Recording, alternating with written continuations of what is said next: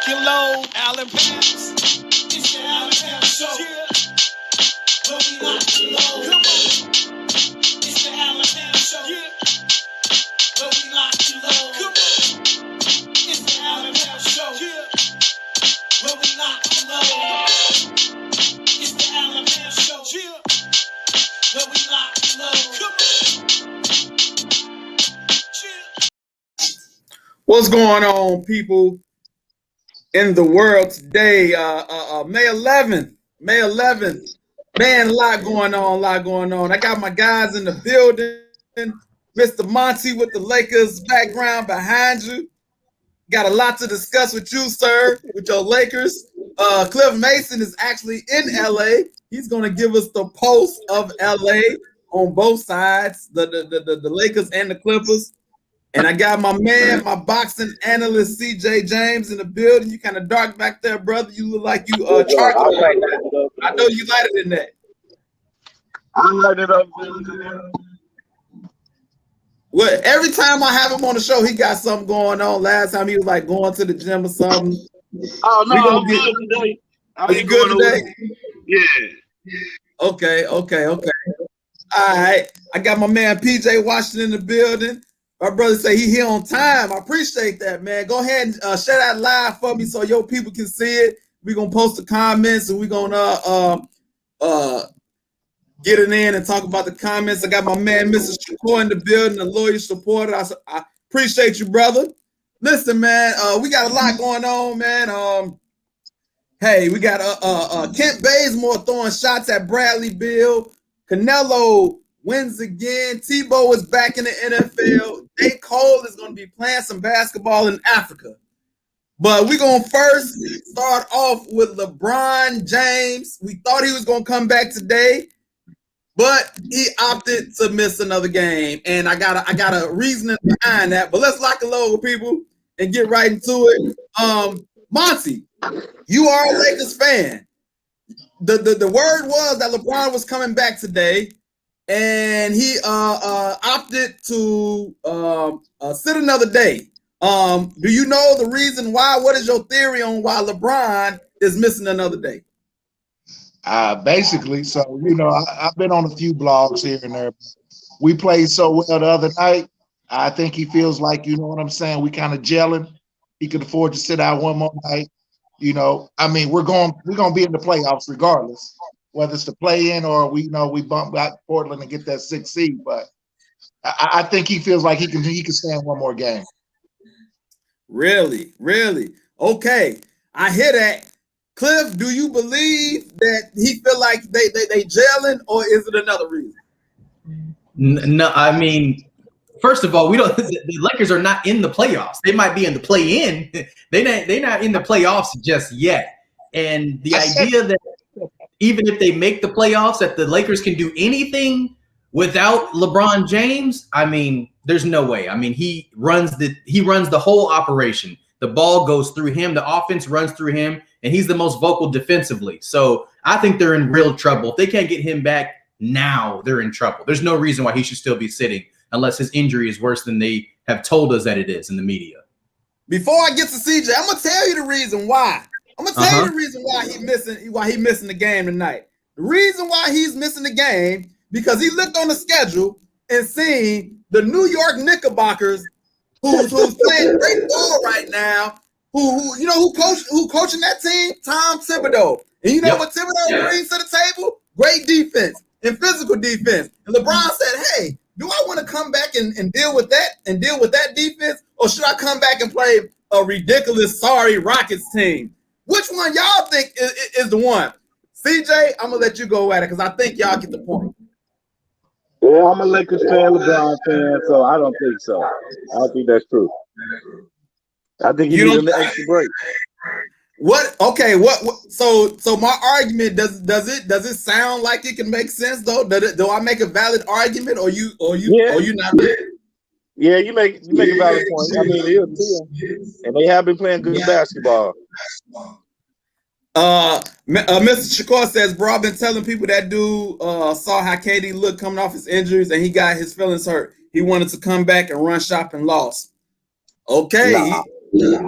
And he agreed with me. He didn't want to see the Knicks. Yes. See, look, man. Hey, my man, see what's going on. Matter of fact, I'm gonna play a little bit I'm gonna let you see the injury just in case people haven't seen the injury that's causing him to be out right now. I'm gonna play the video and you see should he still be out? And then I'm gonna play another video because he made some comments that irritated me a little bit. LeBron irritates me sometimes with his shenanigans. So I'm gonna play a couple of videos and then I'm gonna get your comments. All right, so just sit back for a second while I get this queued up, and we're gonna get this rocking and rolling. Let's see where we at. Okay, here we go. Here's the first one of him getting injured. The key moments to break is winning a title. LeBron, ooh, down he goes, and he grabs his ankle. LeBron with his right ankle, and he's hurting. He got it rolled up on or something. They're gonna play a slow motion, so let's see it in slow motion. When he went down to the floor to try to get the semi-loose ball. Now I don't the ankle you can see how disagree that it was a bad injury and discomfort here. So we'll take it. But he made some comments that irritated me after the fact. When we come back, so let's see it in slow motion. Rolled up on it. It's here we go. Not your atypical type of sprain because it's like an inversion where it's kind of bad. Look kind of bad. He turned it in. It's kind of bad. Really can be really painful. I'm very curious to see how he. Yeah.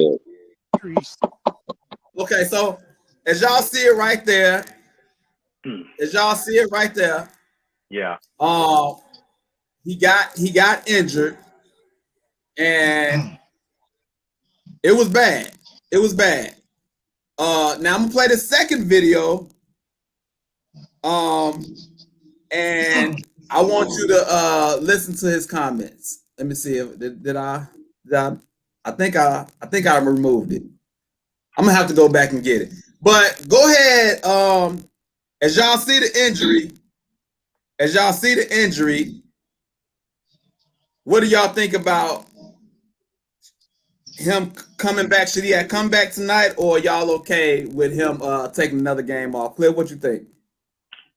I think so. Now after seeing the video, because I actually hadn't seen the slow-mo, I didn't realize his knee had turned in that far. If he comes back, then at least we know there's no torn ligament and there's no tendons. It's probably just like a pretty severe sprain, which I know I hate to kind of give these guys kind of this barbarian mentality, but at the end of the day, it's right now is the time when we have an expectation for these guys, especially if you're aspiring for greatness, because really he's really chasing. We talked about this on another show, right? He's chasing ghosts. He wants to be considered the GOAT. You're going to have to play through this, right? Like this is his Jordan flu moment. He's going to have to play through this sprained knee, whether it's ibuprofen or he gets it shot up, right? He gets the needle. I think he's going to have to play through this, because if he continues to sit and his team suffers as a result, suffers so much that they don't even make it to the first round of the playoffs, I don't see how that's not a stain on his legacy if there's no torn ligaments, right? If there's nothing torn and the guy doesn't play, I don't see how that's not a reflection, or at least I don't see how that's not a permanent stain on his legacy. Okay, so as you finish that up, I got the video queued up. I want y'all to listen to this and then tell me your thoughts. Here we go.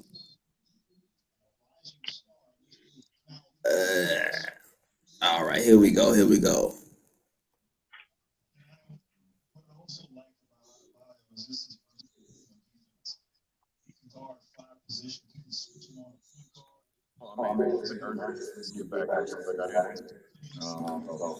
just who I am. You guys have seen the volume of minutes and hours per day that I was doing as far as rehab and treatment. It was a lot more than I slept. So over the last 6 weeks, that's all I've been doing, is having an urgency to get back and play. I knew I would get back to 100%. It's impossible. I don't think I'll ever get back to 100% in my career. I'm gonna stop it right there. That's all. That's it. So as you can see, he said that he won't be back to 100% his whole career. Why? Now, every time he does anything, he always got to go overboard. Why you got to say your whole career? With all this, he put $2 million into his body every year. You got a whole off season, but all of a sudden, old robot James, old Iron Man James, now all of a sudden he can't come back from an ankle sprain. Monty, can you explain this to me? Because I don't understand. Come on, high ankle sprains are nagging. High ankle sprains is one of the most nagging injuries you can have outside of your Achilles.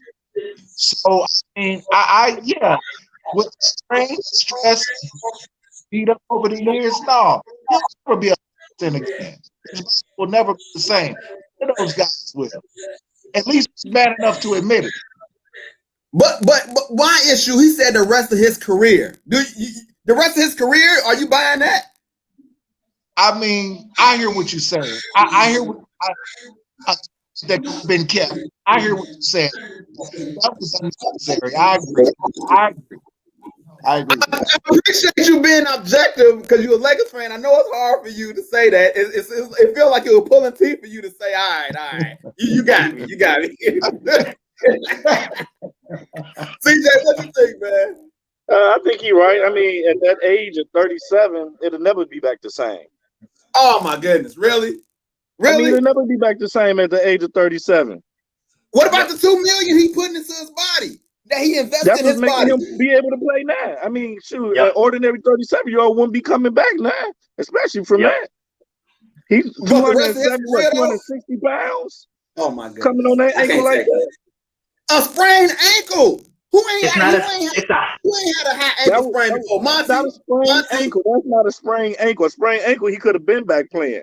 Yeah. I think it's what they telling us. It was a high ankle. It was a high ankle sprain. All right, Cliff. So what you think, man? Is it a career ender? Like, is it a career like, I can't come back because I'm 36. I'll never be the same again. Or is he putting on like he normally do? Because when he does come back, oh my goodness, Goat James. He don't miss over 20-some games. I don't think he over exaggerating. Nah, and I'm the first person to acknowledge when I think LeBron is, doing more than needs to be done in the media. But I think in this instance, there's some reality to it. I don't know if anyone here in the panel has experienced a high ankle sprain. I think my man is absolutely right. With the exception of tearing something, a high ankle sprain is one of the worst injuries you can sustain. I had it one time playing college football.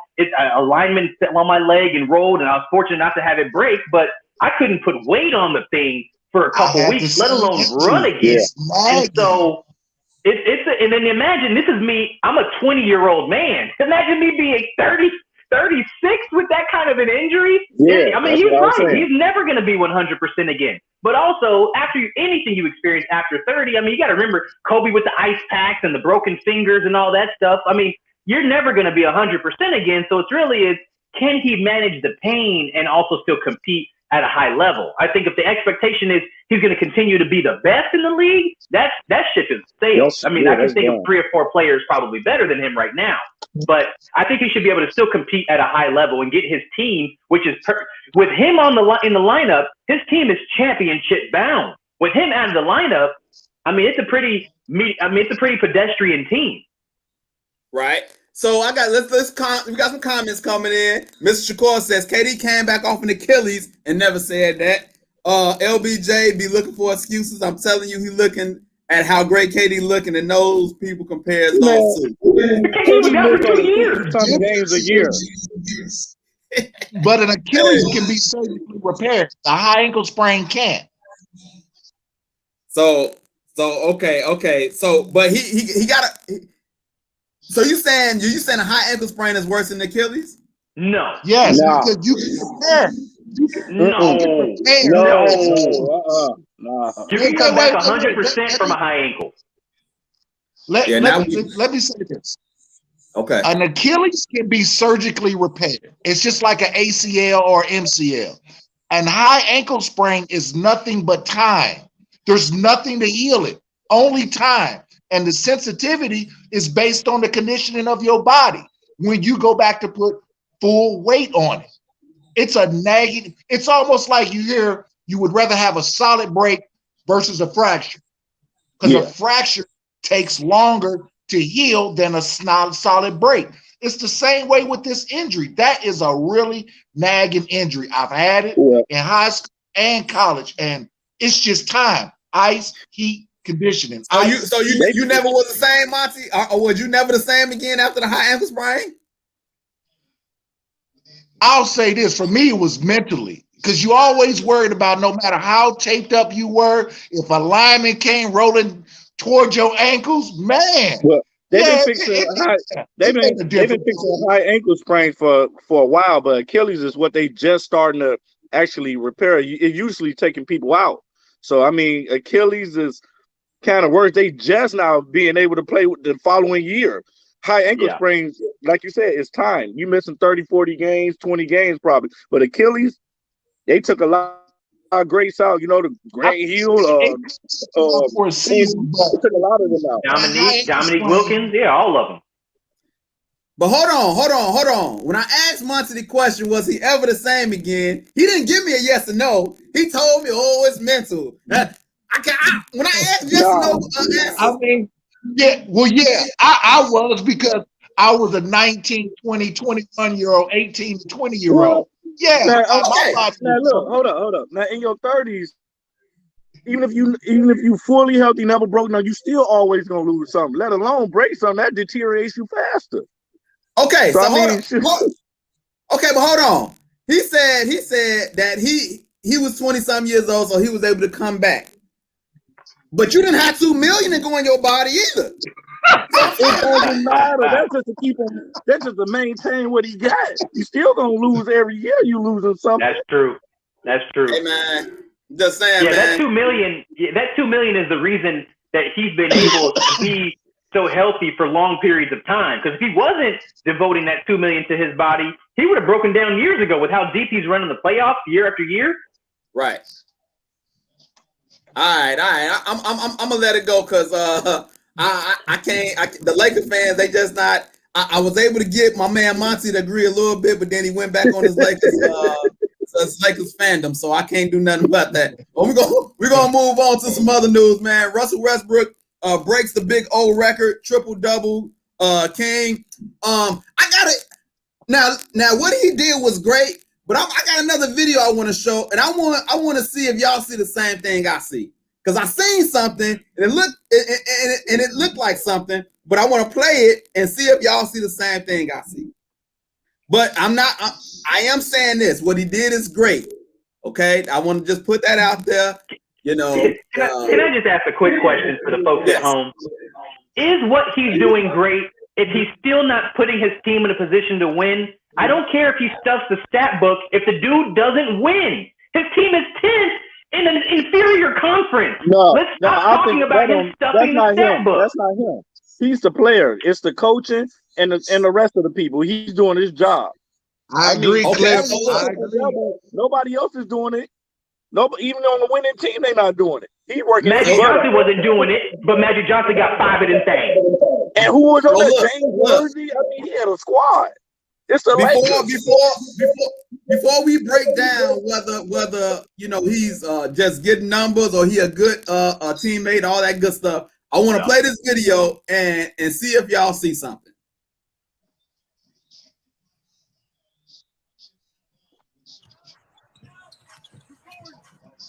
The fadeaway, and there it is. Okay. Now, do I need to play it again, or did y'all see what I saw? You talking about the dude moved out the way for the rebound? Move out the way. Thank you. What is going on? I think I need to play it one more time for the people who didn't see it. Let's go back. And we're gonna play it again. Hold on. I think I went too far. Let me go back again. All right. The fadeaway. He stopped it immediately. He jumped and put his hands back. Yep. He jumped and then put his hands back. 1 or 2. I mean, whoop-de-doo. I mean, man, come on. What's But the he gripe? It's been What's the happening his gripe? whole I career. don't understand the gripe. hold on, I watched the games, man. And okay, they faking 1 or 2 rebounds. You got centers that can't even get freaking 6.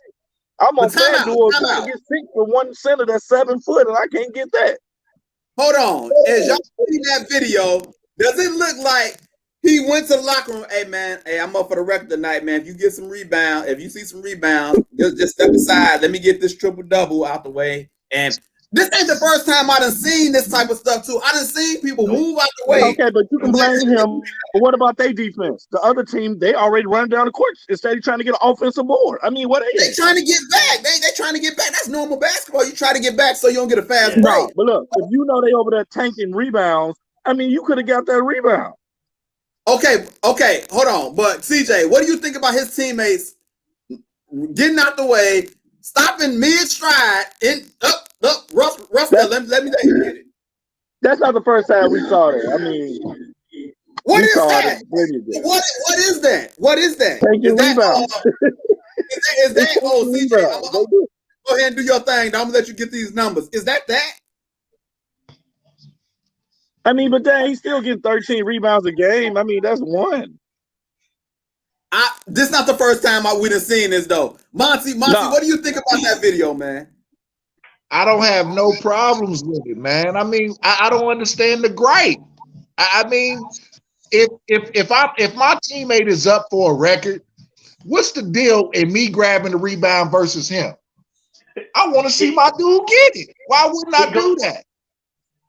All I'm saying is, once he started getting triple doubles, I start seeing this type of stuff on a consistent basis. Okay, but they need to block out the defense. Team start blocking him out. Where y'all at? He didn't get no triple double. I'm with him the whole time. Oh, wait a minute. So Al, you said his teammates are helping him pad his stats to his triple doubles? Yes. Oh, come on, man. You just seen the video. It's plain as day. Get in And there. also, if you're guarding someone, we all played ball. If you're guarding, right? I mean, where's the help defense? You lag off of a shooter so that you're in a better position. So you're not even. So he's always in a position for a rebound. So it's a combination of his teammates getting out the way so that he can get the rebound, and he's in poor defensive positions to be in a position to get in more defensive rebounds. But the problem with that is that's not winning championship basketball. And that's the reason he's been on elite teams and never got them over the hump. People forget they had Golden State down 3-1. That's his team. He's the point guard of a team that blew a 3-1 lead. He's not a winner. Period. I agree. It was the Warriors. No, no. Just to say, I agree with Cliff. 30%. It's about winning and being the best player for your team. I agree with CJ to a certain extent that it's not all Westbrook fault. Coaching plays a part in that. But I will say this: Russell Westbrook's IQ has always been in question. Sometimes he takes bad shots and things of that nature. But Scott Brooks, to me, has been a horrible coach ever since he was in OKC. They got to the finals on pure talent. It was not Scott Brooks drawing up plays or Phil Jackson triangles or Popovich. That was all talent. I don't like Scott Brooks. Go ahead, Cliff. Okay, so if Scott Brooks was the coach of Cleveland when it was Kevin Love, Kyrie, and LeBron, and Tristan Thompson healthy, Scott Brooks doesn't win a championship? I don't like Scott Brooks as a coach. That's just me. Do you like Tyronn Lue or Scott Brooks more? Scott Brooks. I would first say Tyronn Lue. No, even I don't like Tyronn Lue that much either. But the scale, both of them low on my totem pole. My point is, in the NBA, coaching matters so little. It's really about managing egos. And Phil Jackson writes about this. Because when you reach that level of skill, it has X's and O's. Everybody knows the game. And it has less to do with X's and O's and much more to do with managing egos. And whoever has the most skill is going to win. I can strategize enough to get the Clippers to win 3/4 of the games that they won. Now, you might have somebody like a Ty Lue that can get them the next 15 games, but it's not like it's the comparison of Red Auerbach or John Wooden versus Scott Brooks. I mean, Scott Brooks is what he is. He's an average coach in the NBA. There's really 3 elite coaches in the NBA: Popovich, the dude in New York, right? What's his name? That used to coach Derrick Rose. Tom Thibodeau. And that's about it. I said 3. There's 2. Everyone else is just managing talent, right? Steve Nash is trash, but he happens to have a lot of talent. I don't care who's coaching these NBA teams. It's about who's on the roster, and it's been proven time over time. I agree. So I agree. I don't think Phil Jackson would let his point guard. Let's say Phil Jackson is coaching Washington. Russell Westbrook isn't getting 20 rebounds a game because Phil Jackson's going to say, "What are you doing? You got 20 rebounds and it's a 2-point game." There's an imbalance there. I need you to do your job. Derek Fisher never got 20 rebounds. Derek Fisher got 5 of them things for a reason. But he's not athletic as Russell Westbrook either. So he probably couldn't do it if he wanted to. Russell Westbrook even if he could, he wouldn't have. Allen Iverson is just as athletic as Russell Westbrook. Allen Iverson never got 20 rebounds a game. Mr. Shakur says Russ has never had a coach. Phil wasn't a coach. So he's saying that Russ has never had a good coach. I could probably agree with that. D'Antoni was I don't even like D'Antoni. He's a great offensive mind, but defensively, nothing. Time out. Did he say Phil Jackson wasn't a coach? I stopped listening. I don't even want to read his comments after that. I don't even think I read that part. I didn't even read that. I didn't read that part. Hey, that's blasphemous. I think Phil wanted the best. Hey, Al, you should ban him. That's blasphemous. Yeah, I don't know what my man went with. He usually on point with his takes, but he lost me on that one. You know, everybody got a chance to mess up sometimes. Hey, everybody messes up sometimes, you know. But that's blasphemous. That's blasphemous. But wasn't a coach. Kudos to Russ Westbrook on getting a record. It takes a lot of effort to get that record. Nobody can never knock his effort. But I'm just saying, not an MVP candidate though. You know, averaging a triple-double, he should be an MVP, at least third top MVP. He got his MVP already. When they never seen it since the Big O, he got his MVP. Now it's like, okay, but your team trash now. So, but I mean, that's why you can't get MVP. It's that person most valuable player. One person is deserving of the MVP this year. One person. You got real quick. Stephen Curry. Steph Curry. Okay, you got Steph Curry. Monty, who you got for MVP? Chris Paul. CJ, who you got for MVP? I agree, Chris Paul. So y'all just gonna disregard Jokic like he's not playing without Jamal Murray. I mean, like he's not. He's in the conversation. He's in the conversation. On the list. Steph Curry has the worst roster. We're talking about body. We're talking about body of work. What was Chris Paul like last year? What did he do last year? Look at the Suns this year. We're not talking about last year. We're not talking about last year, brother. We're talking about 2021. He's leading. We're talking about people that haven't won one. Chris Paul hasn't won one yet, but everything he goes through, he makes them better. This is why I say it's Steph over Chris Paul because Chris Paul has Andre Ayton, Devin Booker, and Jay Crowder. Steph has got who does Steph have? Who does Steph have? But Steph is in the play-in right now. Steph is in the play-in right now. Jokic is a top 4 seed without Jamal Murray, and he's leading the team in almost every category. Like I mean, Mr. Shakur agrees with me, says Joker. Brian Kaiser says CP3 MVP, close second, Jokic. Listen, I would give CP his credit that he took a team that wasn't in the playoffs to the top 2 seed. I give him that. But because he has an all-star playing next to him in Devin Booker, that's what takes it away from me. I'm rolling with Jokic. He lost his Jamal Murray, and he playing with a Michael Porter Jr. who's okay but got bad IQ, takes bad shots, and a whole bunch of young guys. Jokic Jamal is out the whole season. I was just about to say Jamal. Okay. But even when Jamal was there, Jokic was still leading the team in all the categories. And then after he left, he still held them afloat. They didn't go down the drain like the Lakers did when LeBron got hurt and AD got hurt. I'm just saying. Fire. Tell me when I lie. That's how you We feel? talking about CP3 here, man. He deserves it. He's Read that over comment. 30-something years old. Give him his credit. Give him his MVP. Hey, Mr. Shakur says Steph playing with hot garbage. He got a G League players in his rotation. He That does. is true. He does. He He really does. do. That's true. But they're also in the play-in game. And so we all know that the MVP, they take records into consideration. So you have to take that into consideration. I'm rolling with Jokic. But that wasn't even part of the topics, but I just wanted to get y'all take real quick. I want to get to this story of Kent Bazemore and Bradley Beal. For the people who don't know what's going on, Bradley Beal and Stephen Curry is in a scoring champion contest right now. They 1-2 in scoring average.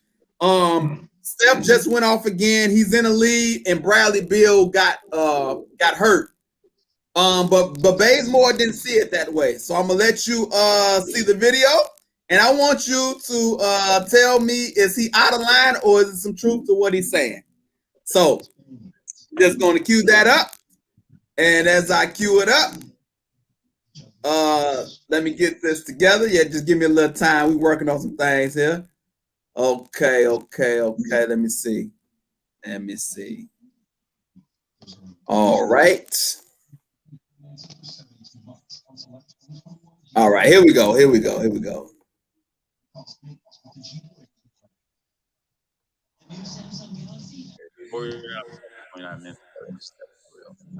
Guys, their hamstrings trying to keep up. All right, hold on. Wait. I don't know if everybody caught what he said. I don't know if y'all got what he said. Do I need to play it again or what did he say? Okay, I'm going to rewind it.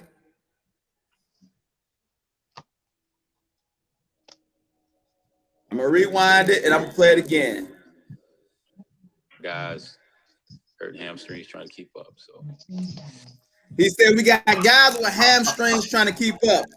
Bradley Beal is out with a hamstring, so he's basically saying that the only way Bradley Beal can keep up is by staying on the injury.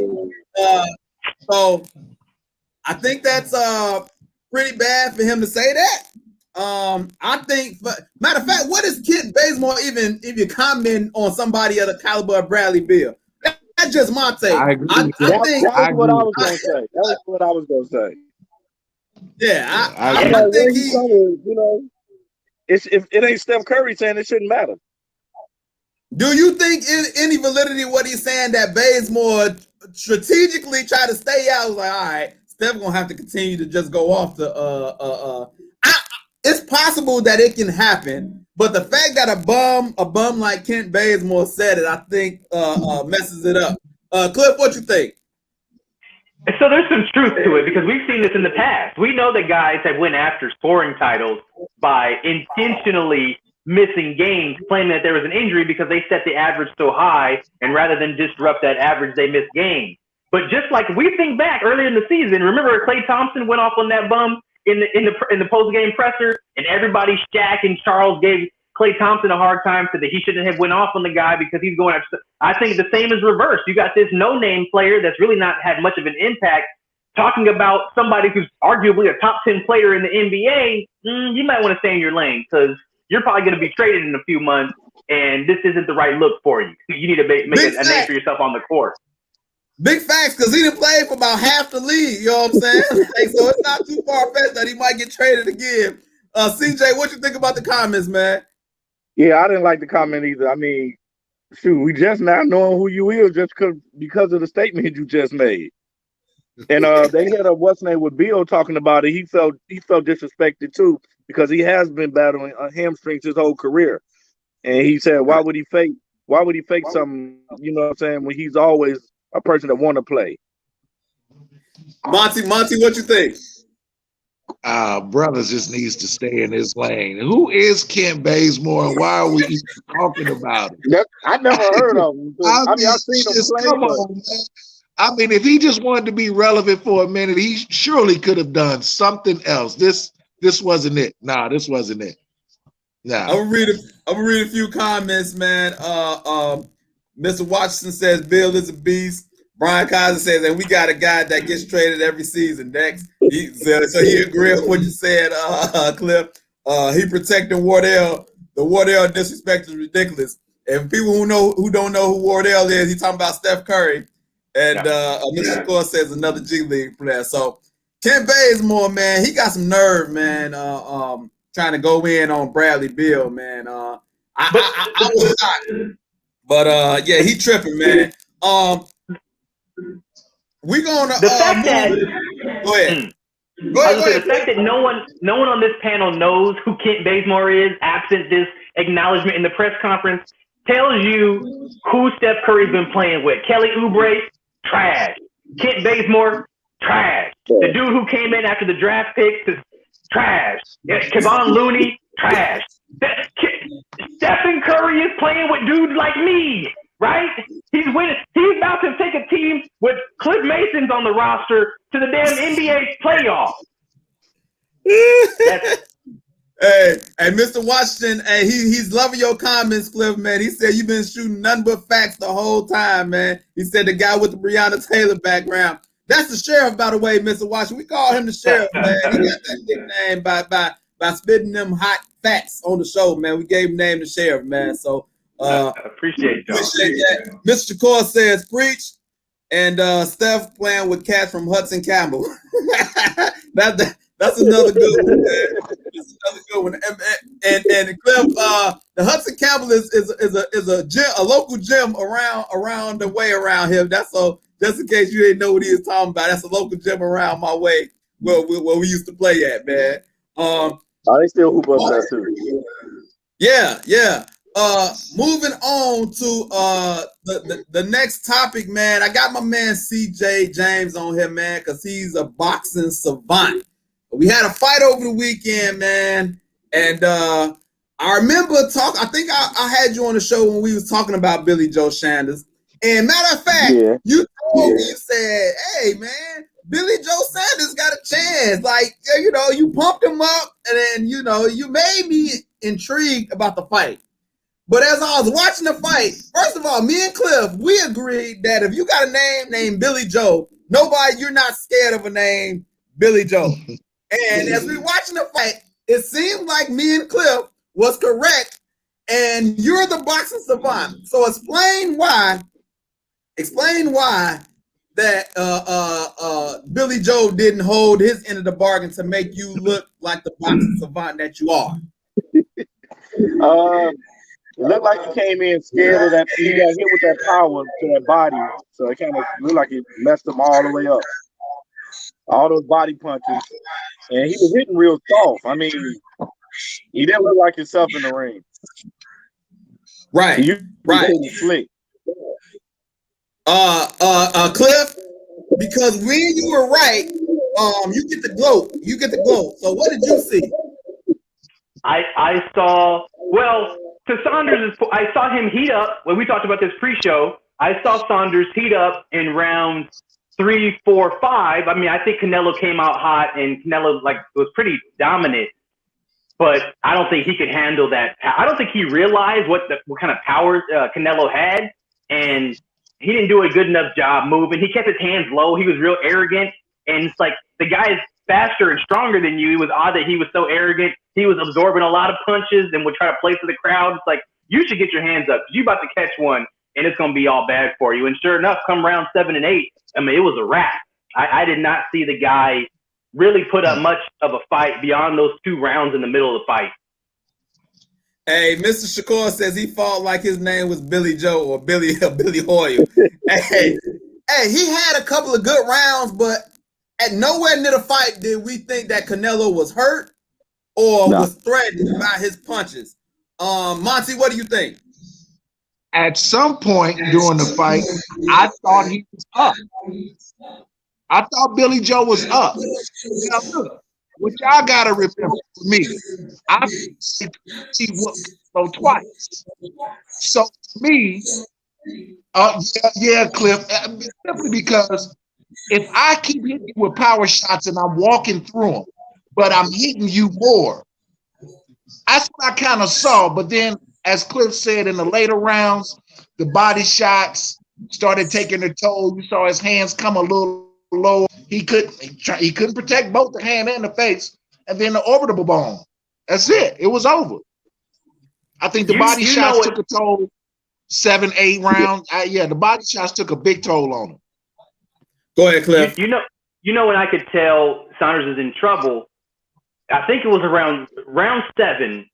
Canelo would faint, and Saunders was reacting, and that's when I was like, "Oh, this guy's hurt." That's when I could tell he was hurt. I agree. Because when you start to react to those feints, it's like, ooh. I was like, this guy's actually pretty much more hurt than we were realizing, and it was 7. Yeah. It was like, oh no, this guy's about to be done. Go ahead, because before when he wasn't going for the feints is when you saw up rounds, but you knew he was hurt when he started and he's going for him. Yeah, it's a wrap after that. Yeah, those body punches killed him. CJ, it was like when we was in grade school and we would jump like this and people would jump back. Hey, bro, how you jumping like you in middle school like that? Like you can't be. You a professional. You know, what killed me when he asked for that big ring? He asked for that big old ring. Right. When he asked for that big ring, I'm like, you want to run the whole fight? That I wish we would have came back on that last Tuesday. I would have told you like, nah, he asked for a big ring. He ready to run. So CJ, I know Canelo says he want to fight Caleb Plant to unify all the belts. I'm looking past that. I looked at some Caleb Plant highlights. Dude look like he decent, like he'll be better than Billy Joe, but I'm still don't think he would beat Canelo. But I'm moving past Caleb Plant. Who do you want to see Canelo fight next? Because I believe if he get a real dog in there, he will lose. I'm not impressed by Canelo. He's a good power puncher. He did not show me something like he's unbeatable. So who should he fight next? And what will make a great fight? I would like to see him fight number 3 at 168. If he stays at 168, he should have fought David Benavidez. And he's number 3. I think he's 30-0 or 21-0 or something. That would have been a better fight. He's a bigger 168er, and everybody's running from him. And also, I would have loved to see him fight Demetrius Aldridge. That's the biggest fight for me. Was Demetrius Aldridge who called him out? And he's running from him. I mean, he don't want that. And he was supposed to fight Billy Joe Sanders. Billy Joe Sanders got caught on the steroid. Right. So why would you fight Billy Joe Sanders instead of Demetrius Aldridge, who wasn't caught on steroids, who was clean? He's picking these easy fights. And he don't want them black dudes on his neck. You know what I'm saying? And the Charlo brothers. He's running from the brothers too. I mean, you had the brother at 154, you had a brother at 160. So you moved up to 168 because there's no brothers up there. Right, exactly. Monty, go ahead. But if you look, Lara gave Canelo problems. Yes. Lara and Trump, both of them beat. Canelo has problems with anybody that has speed. If you got hand speed, Canelo is just off balance. I think Lara, that could have been a draw or even gone his way. Yeah. Personally. Yeah. But at 168, there's nothing up there. Either he's going to go higher or he's got to come back down because he don't want to see either one of the Charlo brothers. Hey, especially that was the next name I was going to bring up. Is after Caleb Plant, will he eventually have to fight Charlo or Andrade, or is he going to continue to pick his fights? What you think, CJ? He going to fight GG. Triple G? Yep. Yeah. And the fact that you brought him up, he lost the first Triple G fight. I don't want to see it. GG just got 2 gifted wins his last 2 fights. I agree. Well, he got robbed from Canelo, so it all evens out, I guess. But I'm saying against you know who those people that he robbed? Who was it? Was it Jacobs? No, it was the one that Danny Jacobs just beat. Serge. It was a Russian guy named Sergio Debacini. I'm sorry, I'm trying to pronounce it. But yeah, he's deteriorated. I mean, his age he's showing his age. Right, I don't want to see it. Right. So Triple G and Canelo was in the same division before Canelo moved up a weight class. So, but he's willing to fight Triple G again. But I think he said Triple G would have to come up to his weight level now, which is 168. When you're the A card, I think you make those type of demands. What you think, Monty? I mean, yeah, you can. I mean, Triple G will get killed because you got to figure if he's fighting at 168, he's walking around at 175, 180. So that actual extra size is why I keep saying that Spence won't go up 2 weight classes. He don't want that smoke. As good as Spence is, he don't want that smoke. So no, I really don't see that happening. I don't see Triple G going up to 168 to fight him. I'm glad you brought up Errol Spence because Errol Spence, to me, he's eventually going to have to move up. I feel like he's even too big for the what class is that? 147? 147. Like, but he's fight Bud. Why won't he fight Bud? Why won't he fight Bud?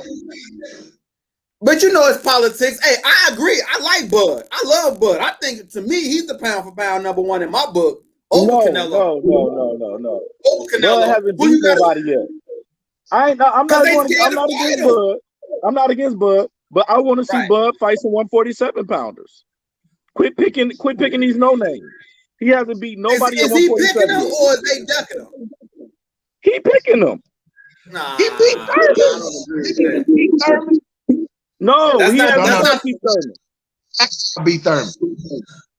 That's not the vibe I'm getting from Crawford, man. To me, they running from him, and it's politics with PBC and you know the other. He's fighting bums. I mean, Kell Brook, Amir Khan. I mean, those people that we know already got beat up and got glass jaws. And I can't even think of another name Crawford has beat at 147. Sean Porter has been calling him out. He said, "I'll do that another time." I mean, that's your fight right there. Fight Sean Porter. Why? He has nothing to gain by fighting Sean Porter. It's either Pacquiao or Spence. There's no other fights at 147.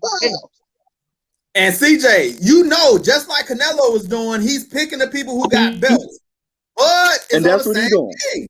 If you ain't got no belt, he ain't trying to mess with you. So I'm with it. Okay, does Amir Khan got a belt? Does Kell Brook have a belt? Kell Brook shouldn't have a belt. He just got whooped by Crawford. But you gotta fight though. As a fighter, you gotta fight though. You gotta fight. You can't just sit back and say, Al Heyman's doing this. I'm not getting the fights because I can't get the belts. You still gotta fight. But at the end of the day, a person like a Sean Porter, they're gonna put put A's in seats. You're gonna make money. It's all about making money now, right? Sean Porter, Crawford, who's not gonna pay for that? Danny Garcia, they all want you. You don't want to even Keith Thurman say he'll fight him. Where's Crawford with that? So CJ, let me ask you this. Who all got belts besides Manny, Errol Spence, and Bud Crawford? Who else got belts? I mean, those should be all the belts. Started belts. You got an intern belts. Everybody got one of those. I think you guys is an intern titleist. We're talking about unification belts. Unification belts. Who got the unification belts? The people you just said. Spence and Crawford. That's it. And that's all Bud wants to fight. And that's just what it is. But like they say, right? Bud got to prove himself. You got to fight one of those top 10s. Can you name a top 10 that he has fought? At 147. Not 140. He's the man at 140. But 147 is where he needs to fight somebody. But CJ, we can argue the same for Spence's resume. Spence fought Danny Garcia. He has beat what's the guy? Danny Garcia is not Mikey. No, he fought Mikey. No, he fought Danny Garcia too. He fought Danny Garcia too. He fought Big Boy. He fought Danny. All those are PBCs, right? He fought Danny Garcia after the car accident. He said, "No tune-up, give me him." And he beat Sean Porter. I agree with you that Errol Spence has a I would say probably a better resume. But this is what I hate about boxing is the politics involved, man. Like it's too many politics. Look, and I can't take it. Crawford had a chance to sign with Al Heyman. where all the 147 pounders are at. Why would you go sign with Bob Aaron, who has no 147 pounders? And you know he's a bad bitch. Might have been money involved. Who knows? Who knows? But going back to Canelo, I can't wait till he actually fights a dog and see. Because I actually think Errol Spence can put on the weight, and I think he would beat Canelo. That's just my opinion. I think he would beat Canelo. No. You think he's too little? Errol Spence get hit too much. Errol Spence get hit too much. He do. That's a good point. He do get hit a lot. And get hit a lot against Sean Porter and Danny Garcia. Those later rounds from Canelo aren't the same as coming from Porter. He gonna feel those in the later round. And they come in real punches. Sean Porter is a wrestler. I still like to see it. Hey, I want to get to some NFL news real quick. Tim Tebow is back in the NFL. Signed, supposed to be signing with the Jacksonville Jaguars. His old college coach, Urban Meyer. One of my guys said white privilege. I said it might be a little bit of nepotism. I also said I just wish that Kaepernick had somebody to look out for him, like his old college football coach just looked out for him, because Tebow ain't played in about 10 years. He's over 33 years old, and he's going into a new position that he's never played before. Monty, when you see this news that he's going to get a 1-year deal and Cap still can't get a job, what do you think about it? I fell out because not just Cap. Hell, Dez Bryant can't even get a job, and he's gonna get a job with his old coach on a ailing team at a position he's never played. I mean, I ain't gonna scream white privilege, but I think the writing's on the wall. Cliff, what you think, man? I know you still probably boycotting football. You've been boycotting football since Kaepernick, but yeah. I'm bringing you some news of a reason to boycott some more, I guess. But what you think? I saw this, and so I don't actually have as strong a view, because the dude was an NFL caliber player. He's one of the greatest college quarterbacks to ever play, and he's a big physical man. Do I think that he can learn to transition into the position? Eventually. Do I think that he'll be a week 1 starter at the position? No, but I think in terms of practice squad, or maybe even to make the 52 or 51-man roster, he might be able to do it, because physically we know he's not going to be outworked, and we know he's a student of the game, so he's going to do everything he can in the film room to get better. But at the end of the day, there's a person out there who has not worked in several years, who, at the time when he lost his job, was a top 5 quarterback in the NFL. When Kaepernick lost his job, he was a top 5 quarterback. So is Tebow getting a job white privilege? I mean, I don't know if it's privilege or nepotism or what, but I think that he will grow into maybe a formidable practice player. Don't expect to see the man playing on Sunday. The only thing I disagree with you about that take is he was a top 5 when he lost his job. You said Kaepernick, right? Definitely. He was on the downside. He was on the downside at the time that he did no way. Look it up. He was top 3 in QBR. Absolutely. Look it up. Go ahead, CJ. Disrespectful to the other tight ends. I think it's disrespectful to the tight ends that's really out here working. You know what I'm saying? Like, you can actually watch them, and you're gonna sign Tim Tebow has never played in that position. It's very disrespectful. That's a great point by you, man, because it's cats that trying to get an opportunity to play, young guys, people that probably not even got drafted. Deion Sanders made a point that not even an HBCU guy got drafted, and the fact that this guy can get a job and he ain't played in 10 years, that's it ain't that's what you know, it's who you know. That's crazy. Hey, Mr. Shakur says Cap is better than Mitch, and you won't get no arguments out of me, brother. Mitch gave us the blues. We so glad about Justin Fields right now. We can't wait. I think we finally got it right. And it's a black quarterback finally, because it seemed like the Bears would never put out a black quarterback. We got one of those. I think they did that because they messed up on the last 2 with Watson and Mahomes, but I think they finally got it right. But we will figure it out. Last thing I want to get to, man, is We got J. Cole playing in the Basketball Africa League. I heard he got some game. He does. Yeah. How good is J. Cole? They say he played for North Yeah. Carolina in high school, and then he was a walk-on at St. John. But I don't think he played for St. John though. I tried to look it up. I don't think he played not one game for St. John. So what type of numbers you think he's gonna be putting up, Monty?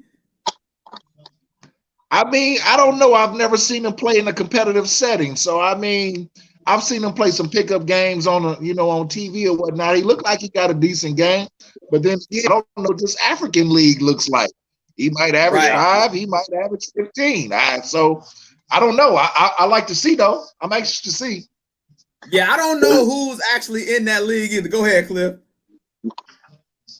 I was gonna say, I think because he's a big name signing that he'll kind of have a green light. So I think just because of the green light, he'll take more shots than would ordinarily take. And if he was going into like a European league, and so he'll probably average between 14 and 18 just because he'll probably take about 18, 20 shots a game. I'm gonna have to go look at some J. Cole highlights, but Mr. Shakur said I get that full buckets. I just seen a highlight with him dunking and falling on his butt. So I don't know if you you see any more. And I seen an article talking about he's looking at retirement soon from rapping. Like, I thought he was kind of young, man. I wonder, is this basketball thing the reason why he's thinking about retiring soon? He's 36. I mean, you need to retire from basketball, ain't it?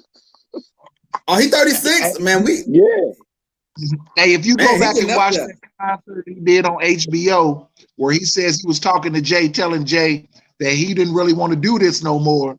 And Jay was like, dude, you crazy. People love you and you selling millions of albums. So to hear him say this, no, it doesn't surprise me. I've already heard him say that.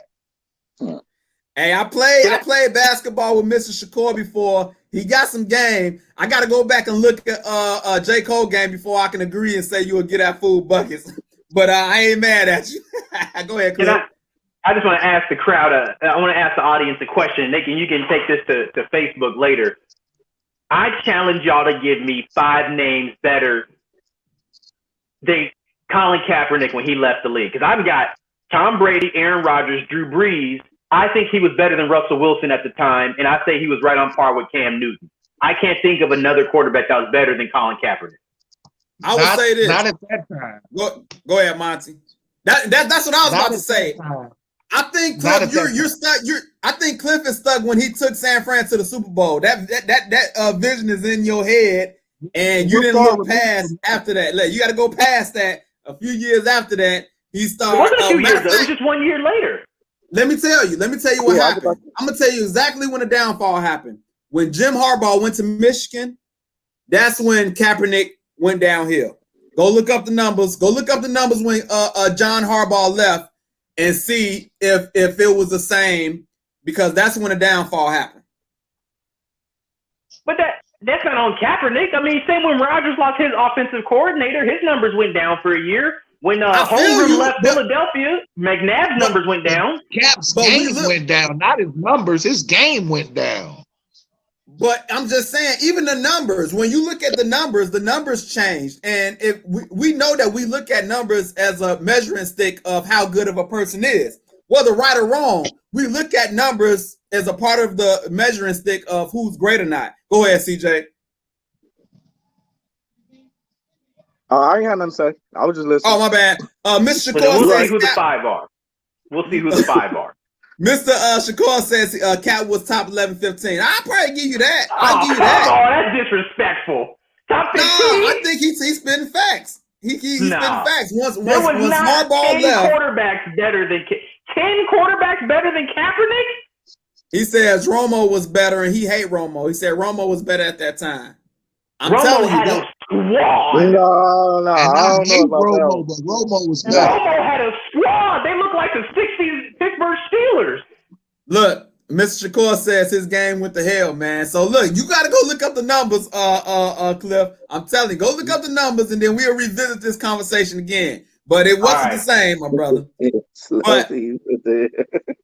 But look, we about to get up out of here. Hey, subscribe, everybody. Share the live. Subscribe to the YouTube. Follow, like, and review the page. Follow us on Instagram, Twitter. We getting the Twitter content up there for you. If you love the show and you want to rock the merch, here you go. We ship long distance. We got shirts, jerseys, whatever season. I got polos. We in the golfing business right now. You know what I'm saying? I'm rocking polos out here. So listen, message me, and we can get that out to you. Anybody that got a business that would like to advertise, have an interview, message me. We can make that happen. And I'm gonna figure out this podcast thing. I just want y'all to always remember, listen, God loves you. You're worthy. If you want eternal life, surrender your life to Jesus. And when you do that, it's benefits to that, man. He said, I will give you a life and life more abundantly. When you surrender to God, he's obligated as a child, as you a child of God, he's obligated to look out for you. So if you're going through anything, don't forget God can get you through it. And Jesus is the way to salvation. So that's all I want to say, man. I got a couple more comments. He said Big Ben. I think he said Big Ben was better than Cap 2 at the time. So he steady bringing up. Derek Powell tuning in says Cam, Brady, Rodgers, Drew, Ben. So they naming off quarterbacks. They coming at you, Cliff. They coming at you. He said I'll be on Facebook. I'll be on there. Who took his spot? Who took Cap's spot? Man, who took his spot? I have to go back and look. I forget who took his spot. That's the question. That's who y'all need to see. Who took his spot? Was he better? I can't remember. I'm gonna have to look it up. Mr. Shakur, man, message me, man. Message me, color, size, and all of that stuff, man, and we can get that merch, man. Love to see it. Everybody who got that merch, y'all take y'all pictures, man, and post it for me and do all that good stuff, man. Hey, Monty, brother, appreciate you holding it down for me, man. Man, I appreciate the invite, bro. Too. Let me let y'all know. Go Colts. Oh, you a Colts fan? We here. Oh. We winning the AFC this year. AFC ours. AFC South. We winning. And Cliff, you're still boycotting? I'm not watching. No fantasy, no watching. Y'all see that wall over there, man? What's on that wall? What? Oh, he a Giants fan. Hey, no doubt. Hey, that's my spot. We're gonna be all right. Then the Giants, did y'all trade with us? Is that how we got up to get Fields? With y'all? Monty. Yeah. Monty, was that that's how y'all got Fields. So, hey, shout out to the Giants, man. I appreciate your team right now. I think y'all traded with us so we can move up to get Fields, man. That's how y'all got that pick. Yeah, I appreciate that, man. If I pay, y'all got a brother because I was gonna boycott y'all too. Oh, you did get I forgot that quarterback. Yeah, I'm excited to watch the highlights for Chicago. I forgot they got that brother from was Ohio State or what school he went to? Ohio State, yeah. Yeah, they gonna be nice. Gonna start. Andy Dalton is the starter. Come on, you know they ain't gonna let that. Andy Dalton's gonna start, but you know that the clock is ticking as soon as the season starts. So it's gonna be like Philly. Is it gonna be like Philly? He'll have another scenario. Wentz out. Hey man, your man comes in. Same thing. Hey, all I know is the first sign of trouble, Dalton is out of there. I'll tell you that right there. Because let him have like a 2 or 3 pick game. The fans gonna be clamoring for Justin Fields. It's gonna be a Justin Fields show. Mr. Shakur says, God bless Dave Gettleman. Hey, big facts, bro. I'm with you. God bless that brother, man. I can't stand Dave Gettleman. hey, he all right in my book just for letting us trade up to get Justin Fields. But listen, man, we out of here.